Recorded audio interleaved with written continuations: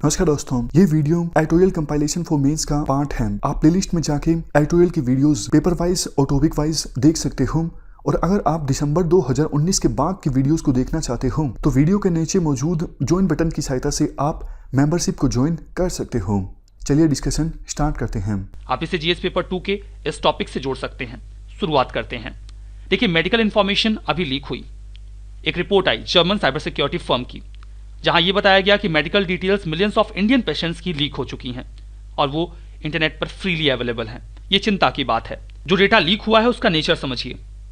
1.2 million firm listed studies जो Indian patients पर की गई हैं, 121 million medical images including CT scan, MRIs, even patients की फोटोज अब लीक हो चुकी हैं और फ्रीली अवेलेबल हैं।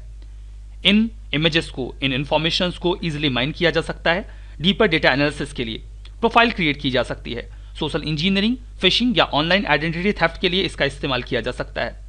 लोगों को मार्केटिंग के टूल के जरिए इन्फ्लुएंस किया जा सकता है। तो इसका नुकसान होने की संभावना है इंडियन पॉपुलेशन के ऊपर। रीजंस क्या हैं, क्यों डेटा लीक हो गया?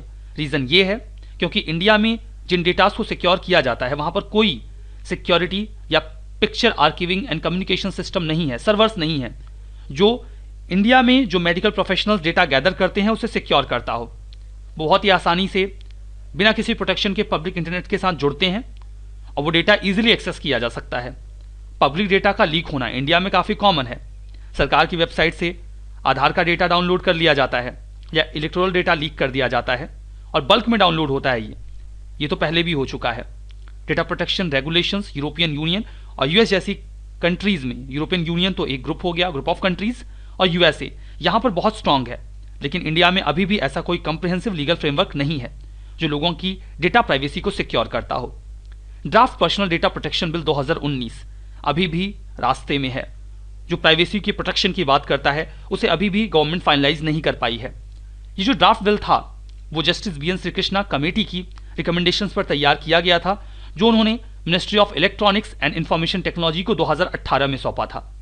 जो कमेटी है वो एक रिलेशनशिप की बात करती है दो लोगों के बीच में, जहां पर डेटा प्रिंसिपल्स और डेटा फिड्यूसरी के कॉन्सेप्ट को इवॉल्व किया गया। डेटा प्रिंसिपल का मतलब क्या है कि किसका डेटा कलेक्ट किया जाएगा। डेटा फिड्यूसरी का मतलब यह है कि जो डेटा प्रोसेस करेगा उस डेटा की जिम्मेदारी उसकी होगी, वो उसकी प्राइवेसी को सेफ रखेगा। 2019 का जो बिल का वर्जन आया उसने इस रिकमेंडेशन की कई सारी बातों को तो इन्वॉल्व किया जो जस्टिस श्री कृष्णा कमेटी ने दी थी, लेकिन कुछ चीजों को डाइल्यूट कर दिया गया। फॉर एग्जाम्पल, जो फिड्यूसरी का कॉन्सेप्ट था जिसमें यह बोला गया था, उनको यह तो अलाउ कर दिया गया कि वो फ्री इन्फॉर्म, स्पेसिफिक और क्लियर फॉर्म में डेटा अवेल कर सकते हैं। हालांकि जिस व्यक्ति ने अपनी कंसेंट दी है वो आने वाले समय में प्रिंसिपल के मुताबिक अपनी कंसेंट को हटा सकता है, वापस ले सकता है, जिसके बाद उस फिड्यूसरी को डेटा डिलीट करना होगा।